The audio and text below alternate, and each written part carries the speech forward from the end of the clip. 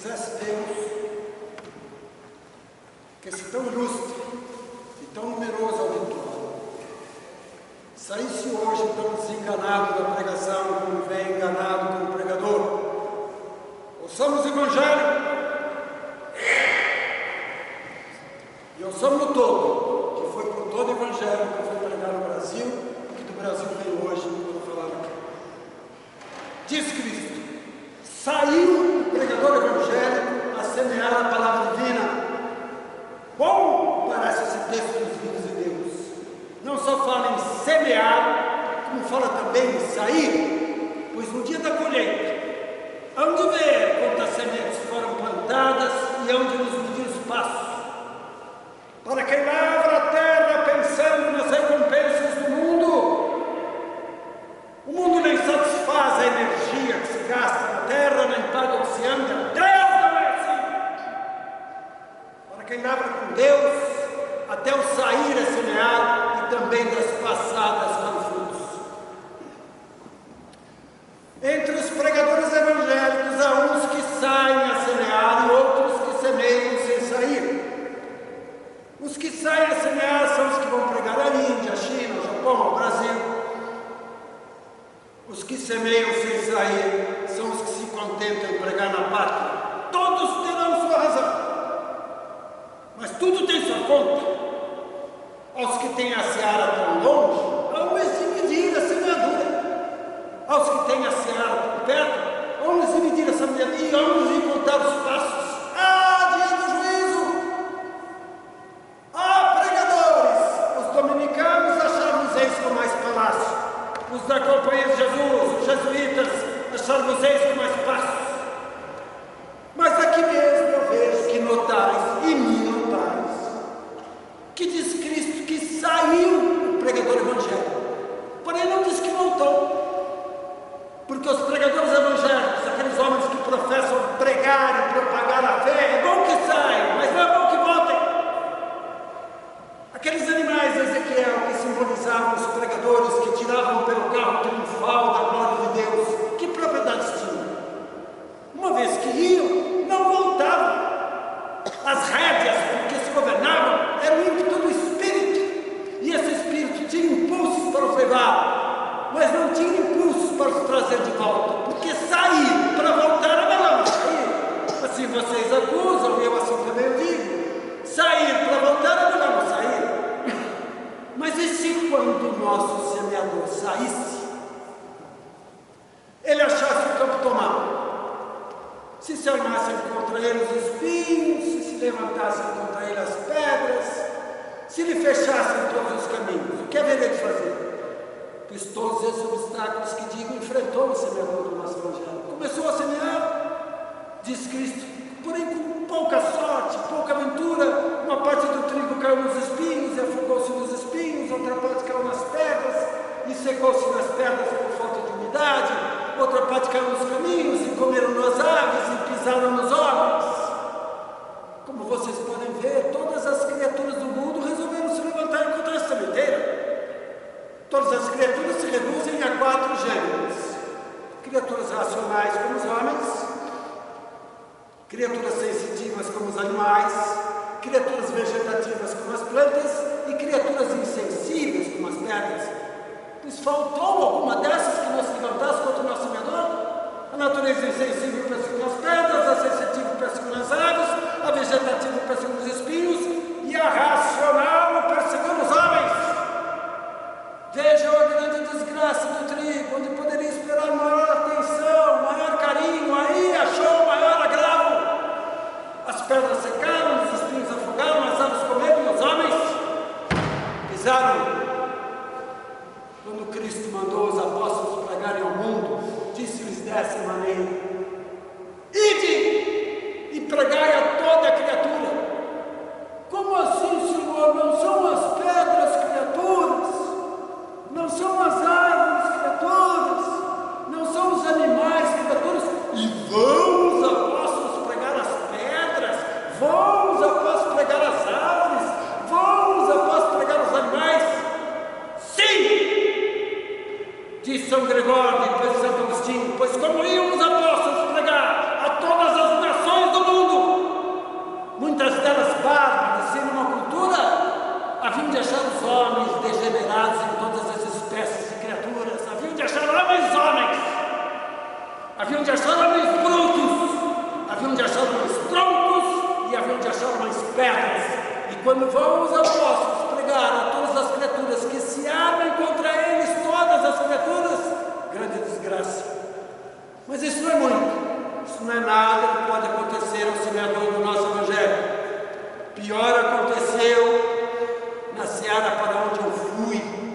onde eu venho.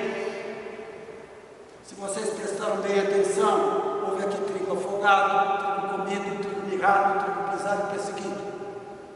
Pois bem, na Serra do Maranhão, no Brasil, de 12 anos para cá, tudo isso aconteceu, os semeadores. Houve missionários afogados, porque uns se afogaram na boca do grande rio Amazonas.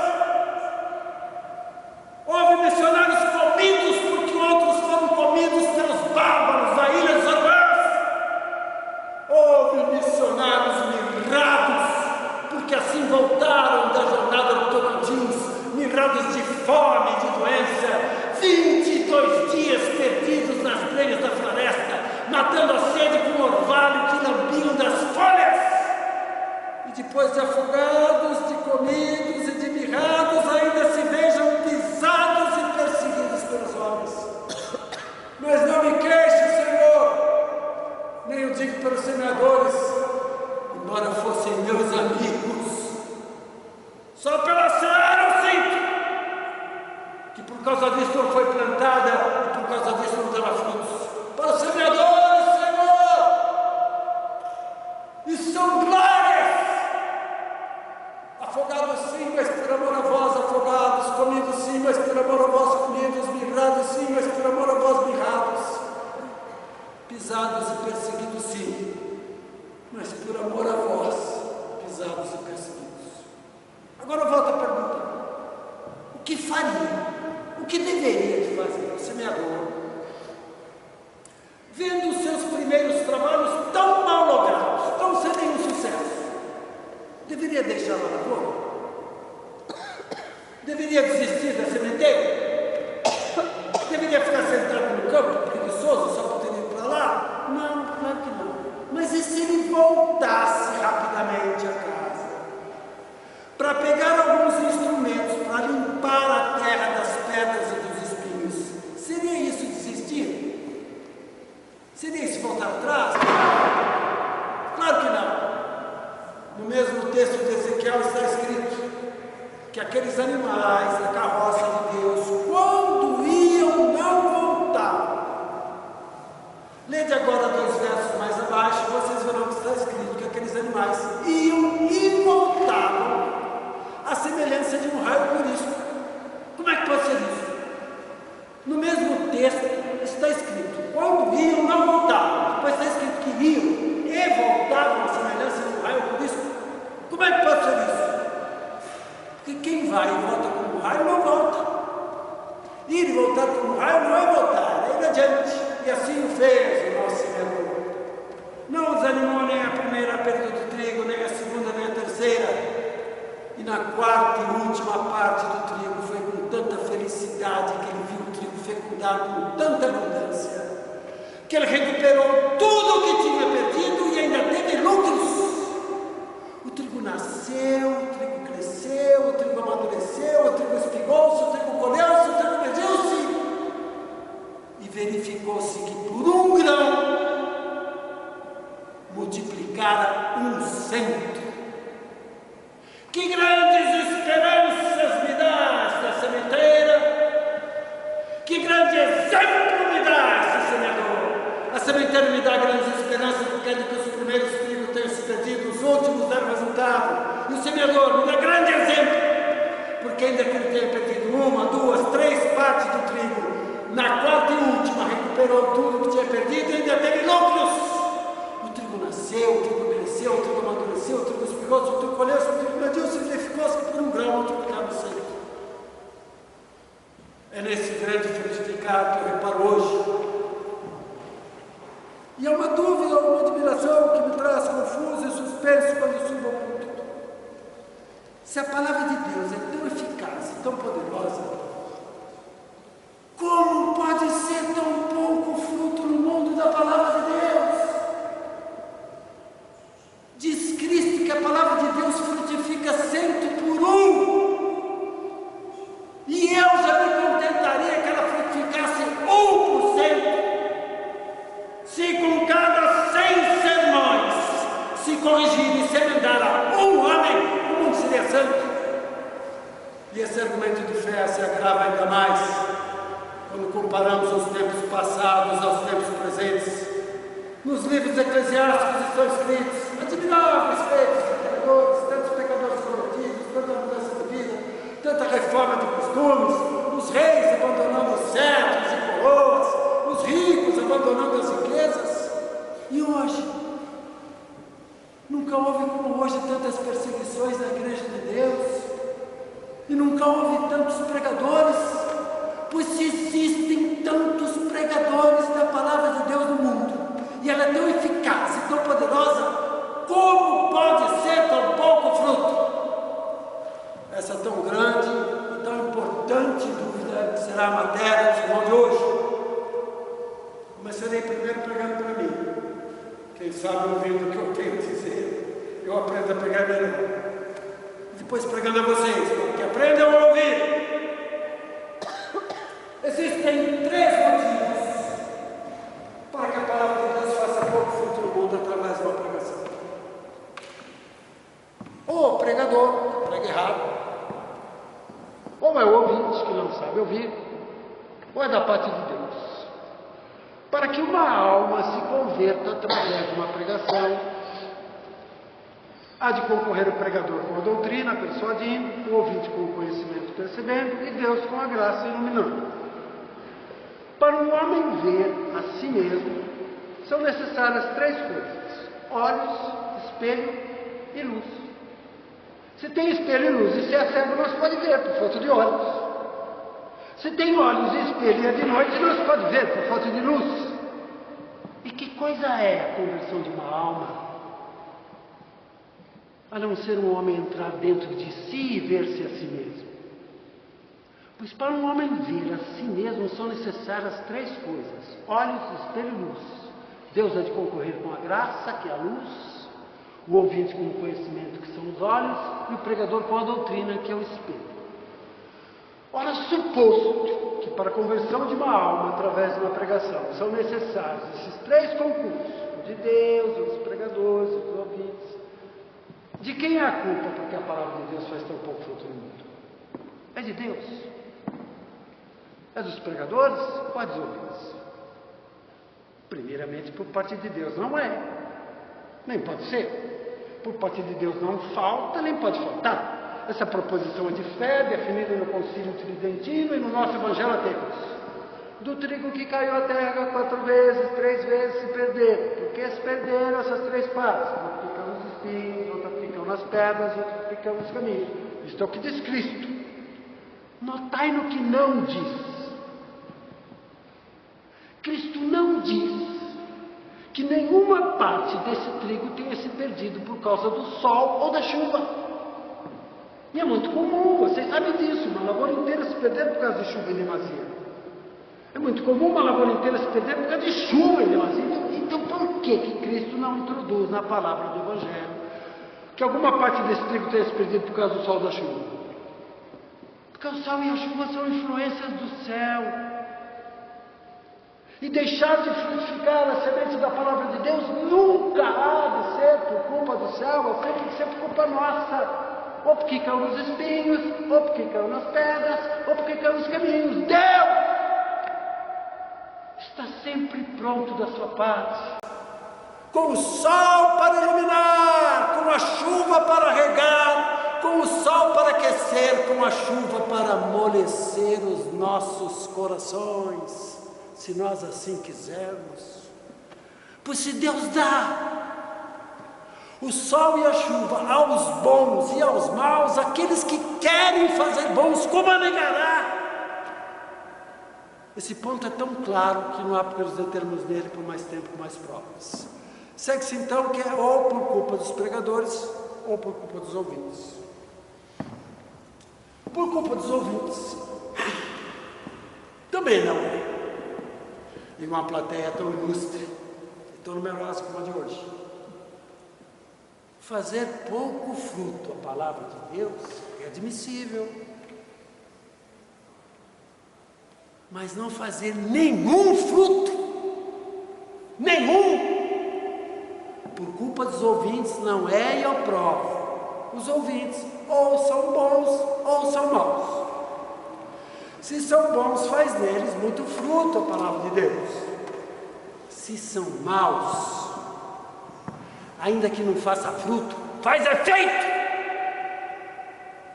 O trigo que caiu na boa terra nasceu e frutificou. O trigo que caiu nos espinhos não frutificou, mas nasceu. O trigo que caiu nas pedras não frutificou, mas nasceu, porque a palavra de Deus é tão poderosa que nos bons ela faz muito fruto e nos maus, ainda que não faça fruto, ela faz efeito. Os espinhos e as pedras são os piores ouvintes que há na igreja de Deus. Os espinhos por agudos, as pedras por duras. Os espinhos são os ouvintes de entendimentos agudos. As pedras são os ouvintes de vontades endurecidas. Os espinhos, os ouvintes de entendimentos agudos, são maus ouvintes, porque vivem a buscar sutilezas, vivem a analisar pensamentos, vivem a criticar os sermões, e mesmo que os sermões não os piquem, eles picam os sermões. O trigo não picou os espinhos, mas os espinhos picaram o trigo. Agora, piores que os ouvintes de entendimentos agudos são os ouvintes de vontades endurecidas, as pedras. Porque contra um ouvinte de entendimento agudo nós podemos combater com uma agudeza maior, ou entrelaçando os espinhos entre si, para que eles se combatam entre si. Mas contra uma pedra, quanto mais fina a ponta da seta, mais fácil quebrar a pedra. E os ouvintes de vontades endurecidas são piores que as pedras. Moisés conseguiu abrandar as pedras com a sua vara e não conseguiu abrandar o coração do faraó. Agora mesmo, que os espinhos e as pedras são os piores ouvintes que há na igreja de Deus, mesmo entre eles nasce a palavra de Deus. Vocês poderão acusar o lavrador de não ter retirado as pedras dos espinhos do campo para semear melhor. Mas o lavrador deixou de propósito as pedras dos espinhos do campo, só para que se visse a força daquilo que ele semeava, só para que se visse a força da palavra de Deus, que nasce mesmo entre as pedras, que nasce mesmo entre os espinhos. Ouvintes de entendimentos agudos como os espinhos, ouvintes de vontades endurecidas como as pedras, tende confiança e toma exemplo nessas mesmas pedras e nesses espinhos. Essas pedras e esses espinhos agora resistem ao semeador do céu, mas dia virá em que essas pedras o aclamarão. Dia virá em que esses espinhos o coroarão. As pedras o aclamaram a Cristo na ressurreição. Os espinhos não o coroaram, pois os espinhos e as pedras são os piores ouvintes que há na igreja de Deus. Coroam e aclamam a Cristo, não é por culpa dos ouvintes. Sabe-se então que é por culpa dos pregadores. Sabeis, pregadores, porque faz tão pouco fruto no mundo a palavra de Deus? Por culpa dos pregadores, nossa culpa. Mas, como em um pregador há tantas qualidades, em uma pregação há tantas leis, e nós podemos ser culpados em todas, em qual consistirá a culpa? Pode-se considerar em um pregador 5 circunstâncias: a pessoa, a ciência, a matéria, o estilo e a voz. A pessoa que é, a ciência que tem, a matéria que trata, o estilo que segue e a voz com que fala. Todas essas circunstâncias nós temos no nosso Evangelho. Agora vamos examinar uma por uma, buscando a causa que procuramos. Será por causa da pessoa, do pregador, que a palavra de Deus faz tão pouco fruto? Antigamente, os pregadores eram santos, eram varões apostólicos. Hoje, são pessoas como eu e outros como eu. Boa razão parece essa. A definição do pregador é a vida do pregador e o exemplo que essa vida dá. Por isso Cristo não o comparou ao semeador, e sim comparou ao que semeia. Não diz Cristo: saiu a semear o semeador. Cristo disse: saiu a semear o que semeia. Existe uma grande diferença entre semeador e que semeia. Uma coisa é o soldado, outro que luta. Uma coisa é o governador, outro que governa. Uma coisa é o pregador, outro que prega. Pregador e semeador é nome. O que prega, o que semeia é ação. E são as ações que dão ser ao pregador. São as ações que fazem o pregador existir. Ter nome de pregador não importa nada. As ações, a vida, os exemplos, as obras são o que convertem o mundo. Qual é o melhor conceito que leva ao púlpito um pregador como só? Qual é o melhor conceito que leva ao púlpito um pregador como só? É o conceito que os ouvintes têm da vida dele. Esse é o maior conceito. Antigamente se convertiam muitos pecadores, nós não nos converte ninguém. Por quê? Porque antigamente pregavam palavras e obras.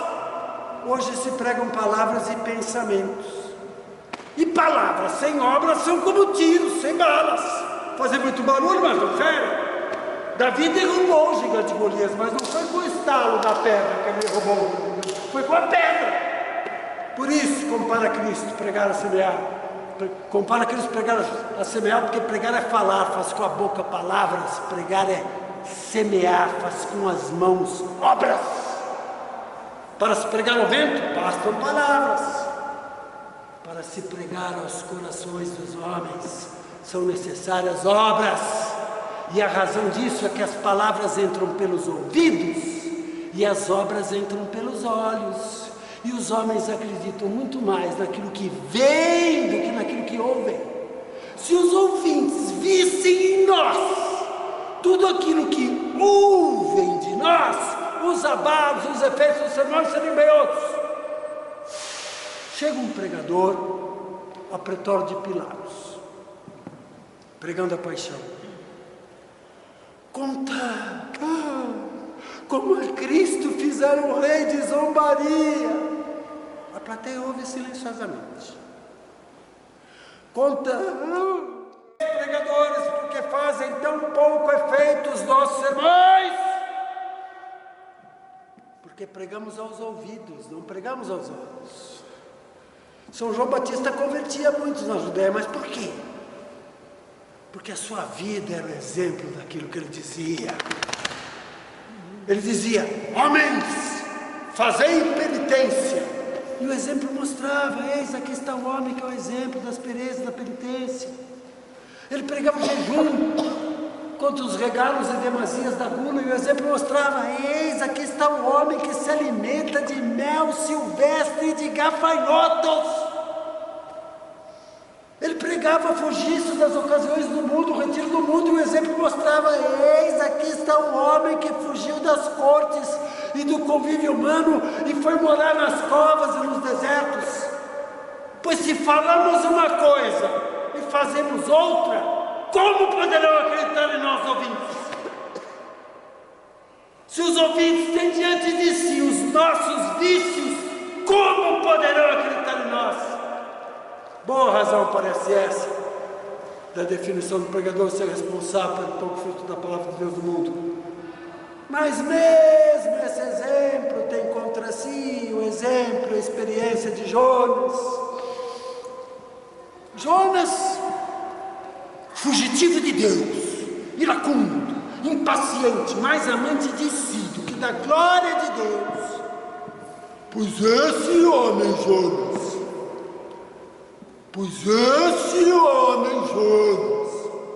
com um sermão apenas, conseguiu converter o maior reino, a maior corte e o maior rei da época, que era o reino, a corte e o rei da Nínive. E não era um reino, uma corte e um rei de fiéis, não. Era um reino, uma corte e um rei de infiéis, de gentios idólatras. Pois se esse homem Jonas conseguiu, não é por culpa da pessoa do pregador. Será por causa da voz? Antigamente se pregava bradando, se pregava gritando. Hoje se prega conversando, se prega explicando. E verdadeiramente, como no mundo de hoje, podem tanto os sentidos, podem às vezes mais os gritos do que a razão. O auditório que em São João Batista pregava era dessa ordem. Vede o exemplo claramente em Cristo. Pilatos, lavando as mãos, disse: eu nenhuma culpa vejo nesse homem. Nesse instante, o povo e os escribas lá fora gritavam: de maneira que Cristo tinha a seu favor a razão e contra si os gritos. A razão não bastou para salvá-lo, mas os gritos bastaram para o colocar na cruz. De maneira que, se nesse mundo de hoje podem tantos gritos, é bom que gritem algumas vezes os pregadores. É bom que gritem. Por isso definiu Isaías os pregadores como nuvens. A nuvem tem relâmpago, tem raio, tem trovão. O relâmpago ilumina, o raio mata, o trovão atordoa. O relâmpago para alguns, o raio para um, o trovão para todos. Assim há de ser a voz do pregador, um trovão do céu, que assombre e faça tremer o mundo. Mas o que faremos, por exemplo, as orações de Moisés? Desça a minha doutrina como chuva do céu, e a minha voz e as minhas palavras como orvalho que se destila brandamente sem ruído. O que faremos, por exemplo, o exemplo de Cristo, tão celebrado por Isaías? Não clamarás, não bradarás, mas falarás com uma voz tão moderada que não se possa ouvir fora. E verdadeiramente pregar mais familiarmente, falar mais ao ouvido do que aos ouvidos, não só concilia maior atenção, mas naturalmente, sem força nenhuma, entra, penetra e se insinua na alma. Se não é por nenhum desses motivos, não é por todos eles juntos, que a palavra de Deus faz tão pouco fruto. Moisés tinha fraca voz, Amós tinha estilo grosseiro, Salomão multiplicava e variava os assuntos, Balaão não tinha exemplo de vida e o seu animal nenhuma ciência. No entanto, todos esses, falando, persuadiam e convenciam. Se não é por nenhum desses motivos, nem por todos eles juntos, que a palavra de Deus faz tão pouco fruto, qual será logo a causa que buscamos?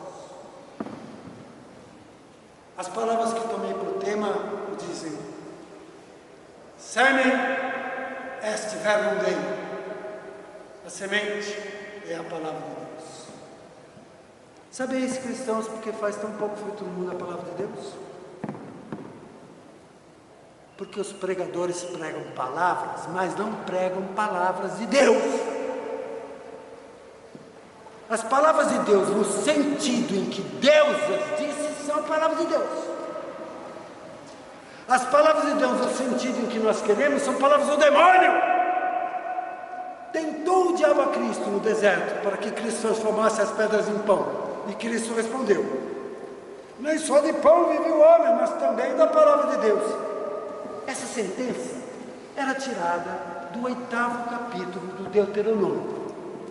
Vendo o diabo que Cristo se defendia com as Escrituras, levou Cristo até o templo e, alegando o Salmo 90, lhe disse: deita-te daí abaixo,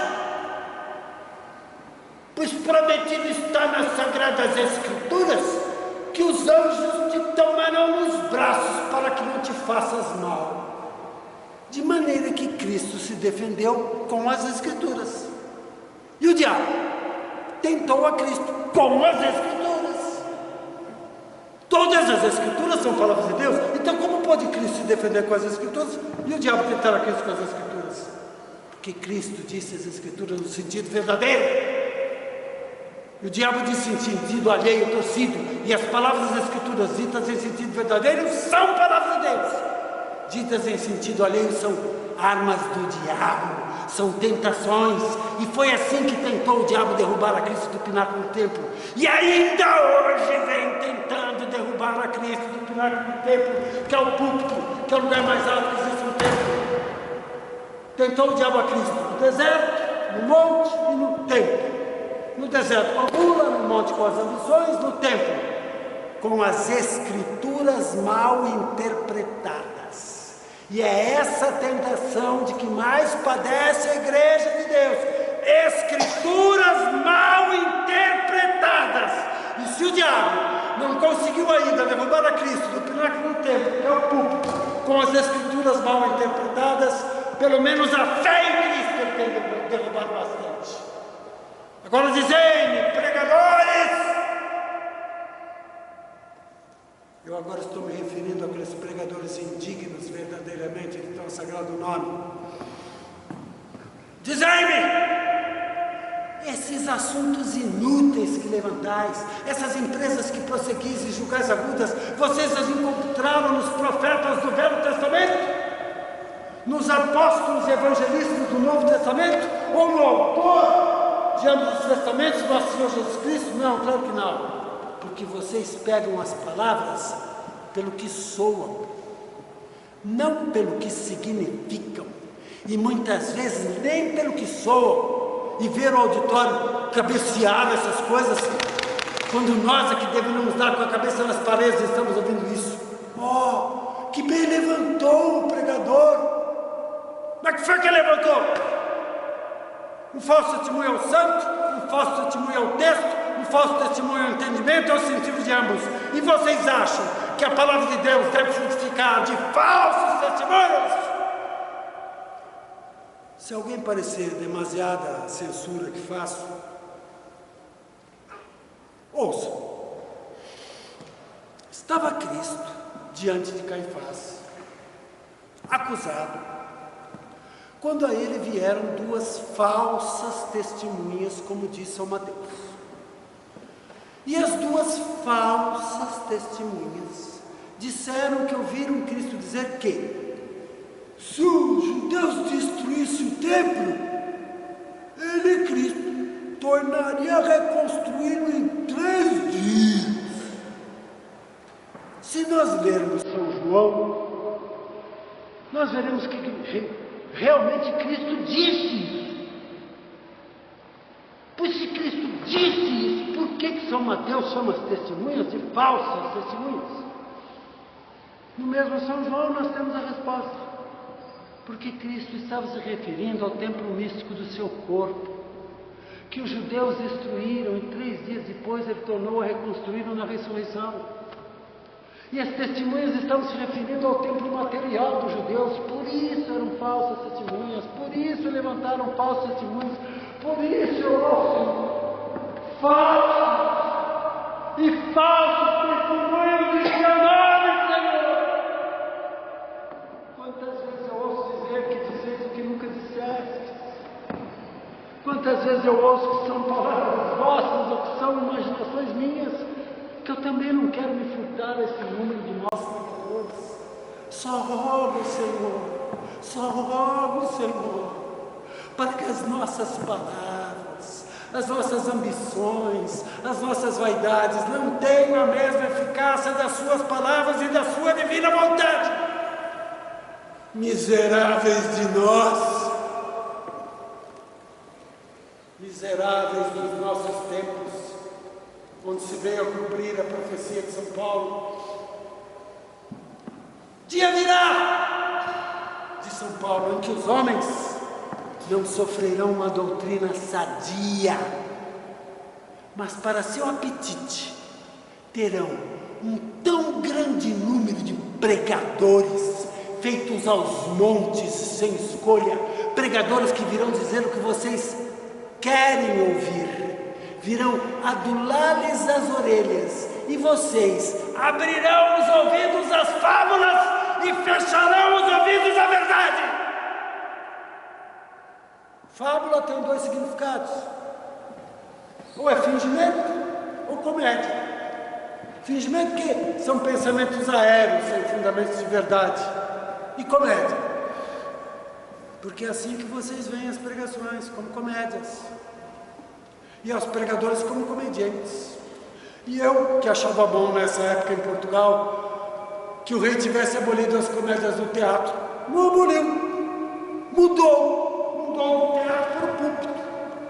Gostaria de ter em mãos comédias de Sêneca, de Plauto, de Terêncio. Eu ia mostrar a vocês mais doutrinas morais, mais desenganos de vida nesses poetas profanos do que hoje achamos em padres, religiosos e ainda por cima pregadores do púlpito. E realmente é uma grande desgraça que encontremos mais doutrinas morais em poetas profanos do que em padres, religiosos e ainda por cima pregadores do púlpito. Mas pouco de São Paulo afirmar que essas pregações são comédia, porque muitas delas são farsa. Sobe às vezes um desses pregadores que se professam mortos para o mundo, vestido ou amortalhado em hábito de penitência, que todos os hábitos, mais ou menos ásperos, são de penitência, e desde o dia em que os professamos são mortais. A vista é de horror, o nome de reverência, a matéria de compunção, a dignidade de um oráculo, o lugar de expectação e silêncio. E quando ele abre a boca, o que é que nós vemos? Se no auditório estivesse um estrangeiro e visse aquele homem, naquele estraço, naquele lugar abrir a boca, certamente pensaria estar ouvindo trombetas do céu. Certamente pensaria estar ouvindo um pregador com o zelo e o empenho de um Elias. E isso pensaria o estrangeiro. E nós, o que é que nós vemos?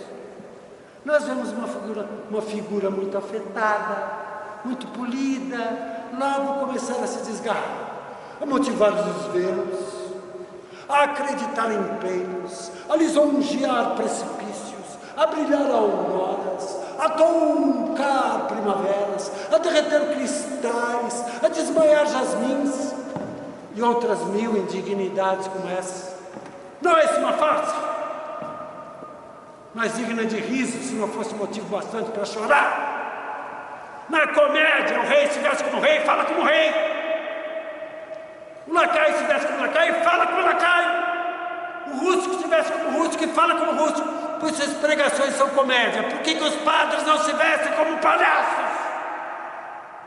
Era assim que pregava São Paulo, o maior de todos os pregadores? Era assim que pregavam os nossos patriarcas, que se vestiram e nos vestiram com esses hábitos? Nós não nos orgulhamos de sermos seus filhos? Nós não prezamos a sua maneira de pregar? Então por que não pregamos a sua doutrina? Nesse mesmo púlpito pregou São Francisco Xavier. Nesse mesmo púlpito pregou São Francisco de Borja. E eu, que tenho o mesmo hábito, por que não pregaria a mesma doutrina, já que não tenho o seu espírito? Agora vocês me dirão que todos me dizem, venho cansado de ouvir isso, que se pregamos assim, zombam de nós os ouvintes e não gostam de ouvir. Pois zombem e não gostem e façamos nós o nosso ofício. Que a doutrina que os homens zombam, a doutrina que os homens não gostam, desce o demônio ter medo, se acautela, trata logo de comer e tirar do mundo. Pois é essa que devemos nos pregar e essa que os ouvintes devem buscar. Agora, se os ouvintes não derem atenção e zombarem de nós, zombemos nós, tanto de suas zombarias como de seus aplausos. O pregador de pregar com fama e sem fama, de São Paulo. O pregador de pregar com fama e com infâmia, diz o apóstolo. Pregar para ser famoso, isso é mundo. Pregar o que convém, mesmo com descrédito da sua própria fama, isso é ser pregador de nosso Senhor Jesus Cristo. Pois os ouvintes gostarem ou não gostarem, não chega a ser uma grande diferença. Que médico há que repare no gosto do doente quando se trata de lhe dar saúde? Sarem e não gostem! Sarem e achem ruim, que para isso são os médicos das almas! As pedras sobre as quais caiu o trigo do Evangelho, diz Cristo que são aquelas que ouvem o sermão com gosto, com prazer. Vocês acham bom ouvir o sermão com gosto, com prazer e no final virar pedra? Não gostem e abrandem-se, não gostem e quebrem-se, não gostem e frutifiquem, que foi assim que frutificou o trigo que caiu na boa terra. De maneira que frutificar não se ajunta com gosto, com prazer. Frutificar se ajunta com padecer. O sermão para dar frutos vai ser aquele sermão que faça com que o ouvinte vá para casa confuso, atônito, sem saber de si, contemplativo, enfim, para que saibam como hão de pregar os pregadores e como hão de ouvir os ouvintes. Citarei um exemplo do nosso reino, quase dos nossos tempos. Pregavam em Coimbra dois famosos pregadores, famosos por seus escritos, eu não vou dizer o nome deles para não nos igualarmos. E os doutores da universidade se altercaram para saber quem era entre os dois o maior dos pregadores. Como não há juízo sem uma certa inclinação, uns diziam: é este o maior dos pregadores. Outros diziam: é aquele o maior dos pregadores. Um lente na universidade, que entre todos possuía maior autoridade, concluiu dessa maneira: entre dois tão grandes homens, eu não posso fazer juízo nenhum. Eu só posso dizer o que acontece comigo. Quando eu ouço eu fico muito contente com o pregador. O pregador é maravilhoso, um grande homem. Quando eu ouço o outro, eu fico muito descontente de mim. É isso, pregadores, que nós devemos querer em nossas pregações. Não que os ouvintes fiquem contentes conosco, com as nossas ideias, com os nossos pensamentos, mas que eles fiquem descontentes de si, dos seus vícios, dos seus pecados, mesmo que para isso concorra o descrédito da nossa própria fama. Se contentamos aos homens, não contentamos a Deus, diz São Paulo. Pois contentemos a Deus e não façamos caso dos homens. Quero advertir que nesta mesma igreja existem tribunas mais altas do que as tribunas que vemos. Acima da tribuna dos reis está a tribuna dos anjos. Acima da tribuna dos anjos está a tribuna e o tribunal de Deus, que nos ouve, nos sente, nos vê e nos há de julgar. Que contas há de dar um pregador no dia do juízo? O ouvinte poderá dizer: mas eu não sabia, ninguém me disse. E o pregador? Ai de mim que não disse o que convinha. Por isso, pregadores, vamos pregar o que convém por amor a Deus. Estamos às portas da Quaresma,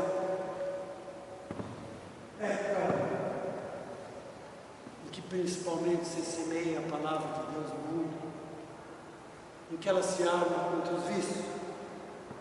Preguemos e armemos-nos todos contra os ódios, contra as iras, contra as invejas, contra as cobiças, contra as sensualidades. Que saiba o céu